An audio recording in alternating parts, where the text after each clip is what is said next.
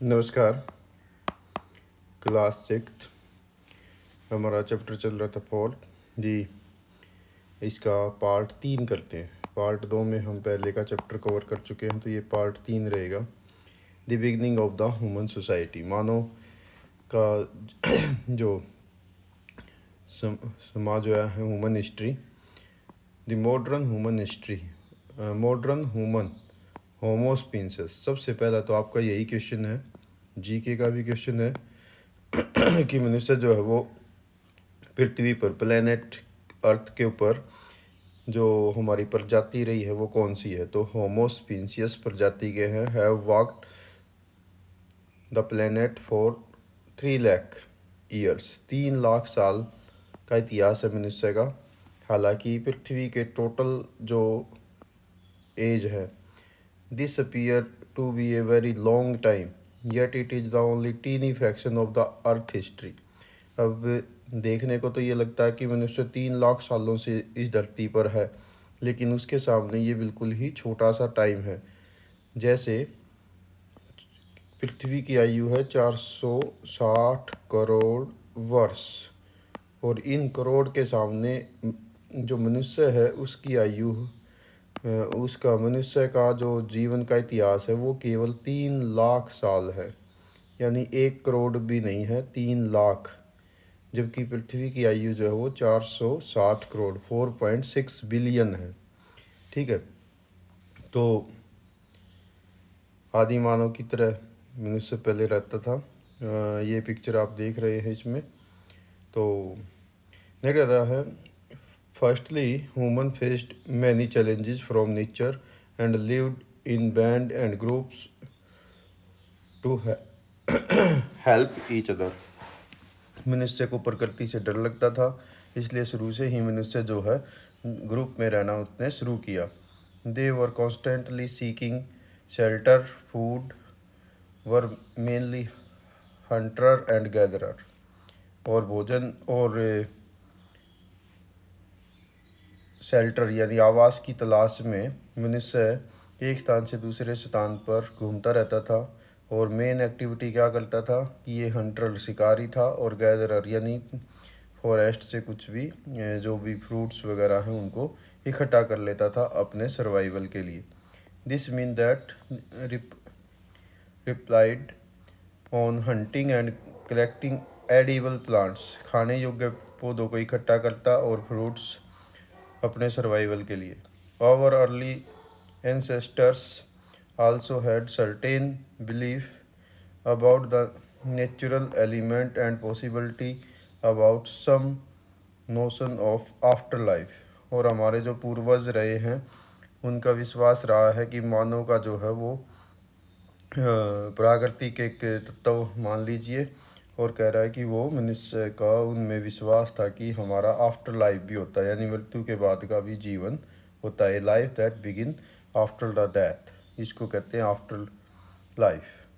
These group lived in temporary camps, rock shelters, caves। ठीक है। अब क्वेश्चन आएगा आपके लिए कि जो हमारे प्राचीन एंसेस्टर थे वो कहाँ पर रहते थे शुरू में, अर्ली लाइफ में। तो वो कैंप्स में, शेल्टर्स में, रॉक गुफाओं में, और इसके अलावा केव्स में।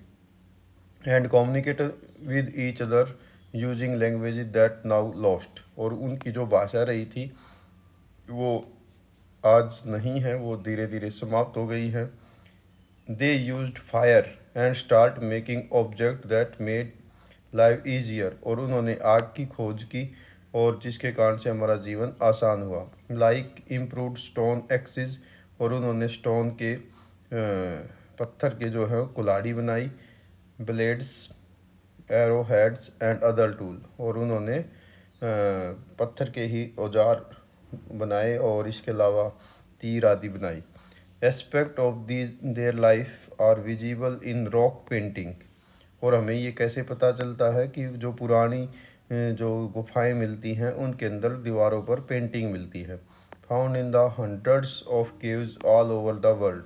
दुनिया में ऐसी हजारों सैकड़ों गुफाएं मिली हैं जिनमें वॉल पेंटिंग मिलती। Some of these painting depicted simple figures and few symbols, और इनमें कुछ सामान्य से जो अंक हैं वे दिखाई देते हैं और कुछ सिंबल दिखाई देते हैं।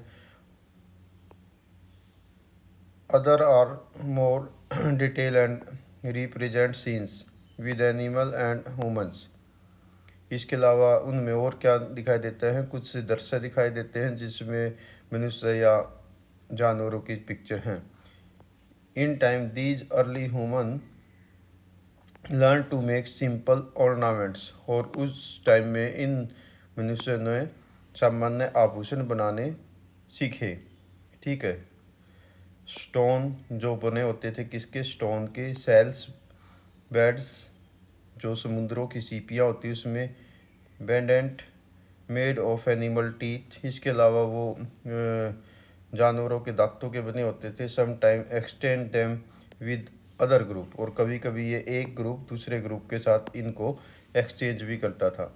नेक्स्ट आता है कि मनुष्य ने, जो अर्ली मनुष्य था, उसने कौन सी फसलों की शुरुआत की थी? First crop. Over long age, काफ़ी लंबे समय के बाद, earth climate has gone through many changes, और समय के साथ साथ पृथ्वी पर जलवायु कई बार बदली है। At certain time it was very cold and much of earth covered by the ice that called ice age, और प्राचीन काल में जो पृथ्वी है उस पर काफ़ी लंबा और ठंडा दौर रहा जिसको हम आइस एज कहते हैं। You will learn greater detail in science, और आप इसके बारे में ज़्यादा साइंस में सीख पाएंगे, वहाँ पर आपका ये एक टॉपिक रहेगा। ठीक है। Lateral when the climate warm up the ice partially melt and resulting water swelled and the exciting rivers and eventually drain into the ocean। और समय के साथ साथ क्या हुआ कि जलवायु पृथ्वी पर गर्म हुई, वार्म हुई, जिसके कारण से आइस जो है वो पार्शली मेल्ट हो गई, यानी कुछ जो बर्फ़ है वो पिघल गई और पानी जो है वो रिवर के माध्यम से ओशन में चला गया।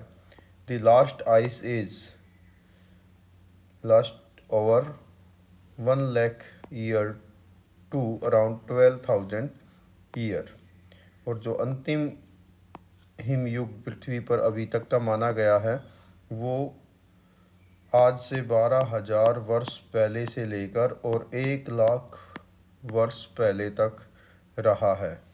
ठीक है। उससे पहले तो बहुत सारे आइस एज पृथ्वी पर आए हैं, लेकिन जो अभी तक का रिकॉर्डेड है वो ये है। After words living condition improved for human in many part of the world, और समय के साथ साथ फिर जब जलवायु गर्म हुई तो मानव जीवन के अनुकूल परिस्थितियाँ धरती पर बनी दुनिया के अलग अलग हिस्सों में। They start settling down and cultivating cereals and grains, और वो मनुष्य जो है धीरे धीरे सेटल होना शुरू हो गया, यानी बस्तियाँ बसानी शुरू कर दी और अनाज उत्पादन करना शुरू किया। ठीक है।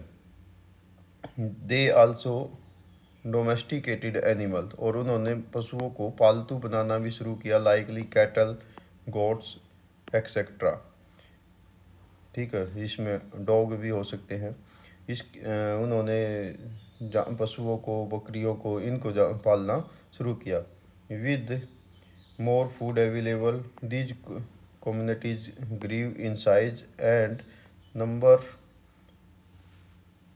And after settle down near rivers, और जब इनके पास बस्तियां हो गई, फूड अवेलेबल होने लगा, तो इनकी बस्तियां जो है, मानव की बस्तियां जो है वो बड़ी होने लगी, और बहुत सारी जो बस्तियां हैं वो कहाँ पर सेटल हुई? रिवर के पास में। क्यों? This was not only because of the availability of water, और इसके पीछे कारण क्या था? पानी का अवेलेबल होना। इसलिए आज भी आप देखेंगे जो एंशियंट जो सिविलाइजेशंस हैं वो सारी की सारी रिवर बेसिन में ही डेवलप हुई हैं। जैसे इंडिया में इंडस सिविलाइजेशन, ठीक है। इसके अलावा चाइना में चाइना सिविलाइजेशन जो है वो हवांगो रिवर की वेंगी उसमें वैली में डेवलप हुई। इसके अलावा भारत में जो हड़प्पा सिविलाइजेशन जिसको हम जानते रहे इतिहास में, इंडस रिवर की वैली में डेवलप हुई। इसके अलावा मेसोपोटामिया, दजला फरात की सभ्यता इसको कहते हैं, ईरान इराक जहाँ ना आज, तो वहाँ पर ये सभ्यता रही। वहाँ पर दजला और फरात दो रिवर्स बहती हैं, वहाँ पर मेसोपोटामिया की सिविलाइजेशन। इसी प्रकार से अफ्रीका में नाइल रिवर की सिविलाइजेशन है, जिसको हम इजिप्ट सिविलाइजेशन कहते हैं। ठीक है, मिस्र सभ्यता। तो सभी रिवर्स में, और आज की डेट में भी यदि आप देखेंगे ज़्यादातर जो सिटीज़ हैं वर्ल्ड के अंदर, जो बड़ी बड़ी सिटीज़ हैं, वो सभी किसी न किसी रिवर या वाटर सोर्सेज के आसपास हैं। इसके पीछे एक कारण वाटर अवेलेबिलिटी था, दूसरा कारण था सॉइल, फर्टाइल सॉइल, जिसके कारण से वहाँ पर क्रॉप्स जो है उसको ग्रो करना और उनको फूड की अवेलेबिलिटी होना वो आसान था, क्योंकि जो रिवर है वो हर साल सेडिमेंट का डिपोजिशन उस पर कर देते हैं, जिसको आप जोग्राफी में बांगर और खादर, जो ओल्ड सॉइल होती है उसको बांगर कहते हैं और न्यू सॉइल होती है उसको खादर कहते हैं। तो न्यू खादर की जो लेयर है उसके ऊपर डिपॉजिट हो जाती है, जिससे मिट्टी जो है वो काफ़ी मेंटेन रहती है और उसके ऊपर जो है काफ़ी लंबे समय से एग्रीकल्चर हम लगातार कंटिन्यू कर रहे हैं। जैसे अभी आप इस पिक्चर में देख रहे हैं, तो ये अर्ली जो पिक्चर है वो उसके बारे में कुछ रिप्रेजेंट किया गया है कि किस प्रकार से मनुष्य ने सेटल डाउन होना शुरू किया, रिवर के या वाटर सोर्सेज के पास सेटल हुआ, उसने कैटल्स को पाला इसके अलावा, ठीक है, और कुत्ते जैसे जानवर को उसने डोमेस्टिकेटेड बनाया। इसके साथ साथ वो फूड को पका कर खाने लगे, फायर की उन्होंने खोज की। तो ऊपर जितना हमने पढ़ा वो ऑलमोस्ट हम इस पिक्चर में देख सकते हैं। तो ये सारा इसमें पिक्चर में आप यहाँ से पढ़िए कि मनुष्य ने किस प्रकार से कुकिंग करना शुरू किया, अपने बच्चों को टेक केयर करना शुरू किया। ठीक है, तो इस प्रकार की एक्टिविटी आप यहाँ से देख सकते हैं। आगे कहता as community grew so did their social complexity leader and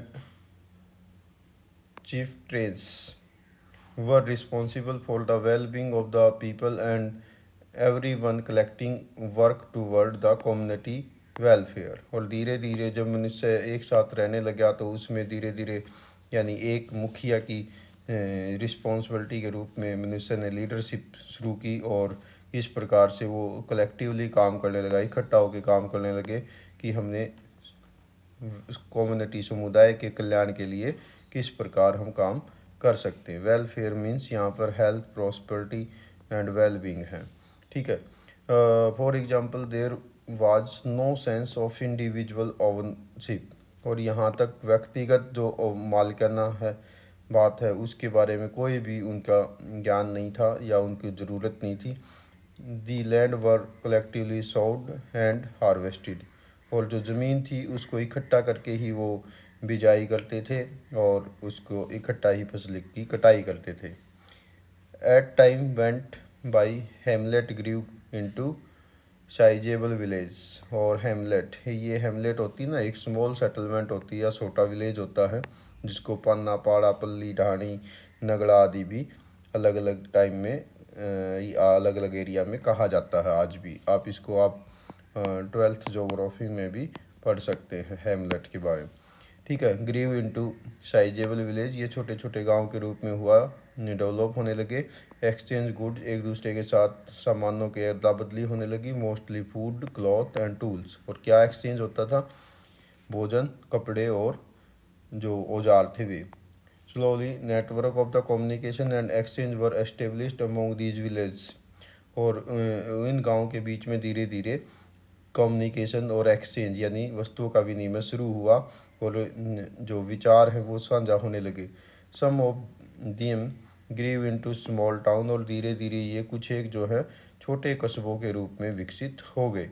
the new technology appeared, for example pottery for making pots and other clay object, और धीरे धीरे कुछ और जो तकनीक है वो आने लगी।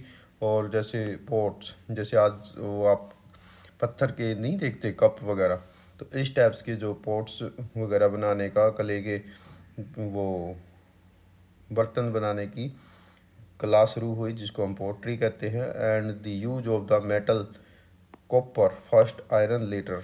सबसे पहले हमने जो धातु प्रयोग की वो थी कॉपर। हमने धातुओं का प्रयोग किया, ये आपके लिए जनरल नॉलेज का क्वेश्चन भी है। उसके बाद हमने लोहे का प्रयोग करना शुरू किया। Which help make durable tools object of daily use and ornament. और इनसे हमने क्या बनाने शुरू किए, जो लंबे समय तक चलने वाले टूल्स थे, औजार थे, वे डेली लाइफ के वस्तुएं और आभूषण बनाने शुरू किए।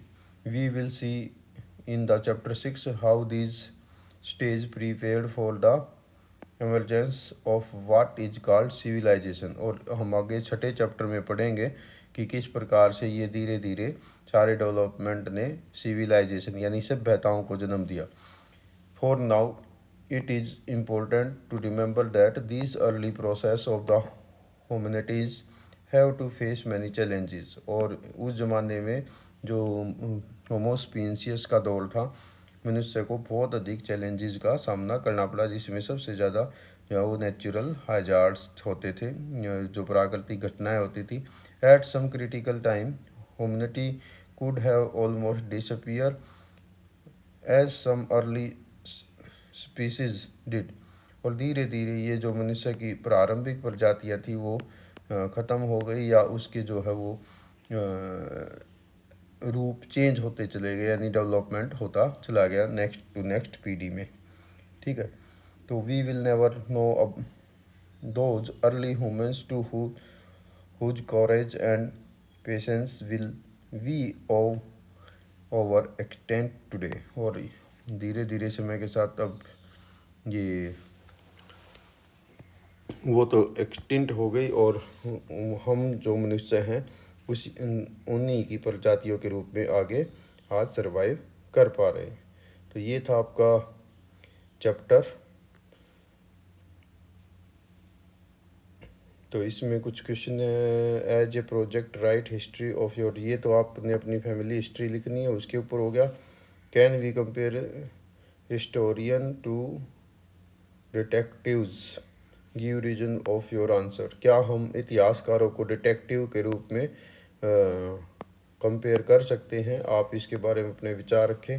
हाँ, लिखने को तो लिख सकते हैं। जैसे डिटेक्टिव होते हैं जो किसी वस्तु की आज की डेट में खोज करते रहते हैं कि ऐसा हुआ होगा तो कैसा हुआ होगा, तो इसी प्रकार से हिस्टोरियन भी जो ज़मीन के अंदर जो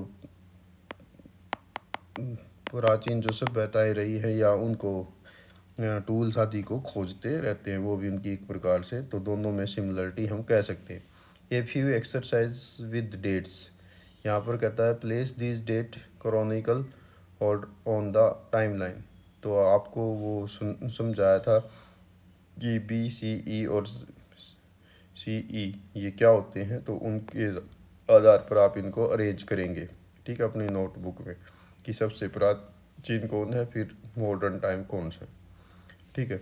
if a king Chandragupta was born in 320 century, which century did it belong, तो इसको भी आप अध्ययन करेंगे। ठीक है। Rani Jhansi was born in 1828, which century did she belong to. ठीक है, तो ये सारे, अभी मैं इनके आंसर नहीं दे रहा जानबूझ के आपको, क्योंकि आपने चैप्टर को, इनका उत्तर कहाँ मिलेगा, आप इसका उत्तर मिलेगा पार्ट 1 में, वहाँ सीधा आंसर नहीं मिलेगा आपको, वहाँ पर इनको रिपीट करिए, रिवाइज करिए उस टॉपिक को, और फिर इसको उत्तर दीजिए। नेक्स्ट आता है टर्न 12,000 ईयर इनटू ए डेट, इसको एक डेट में आप कन्वर्ट करिए, यानी इसके पीछे आप सेंचुरी लगाएंगे, क्या लगाएंगे, सी ई लगाएंगे या बी सी ई करेंगे, कवर करेंगे इसको, यानी आज 2026 के आधार पर 12,000 ईयर पीछे तक को जाइए।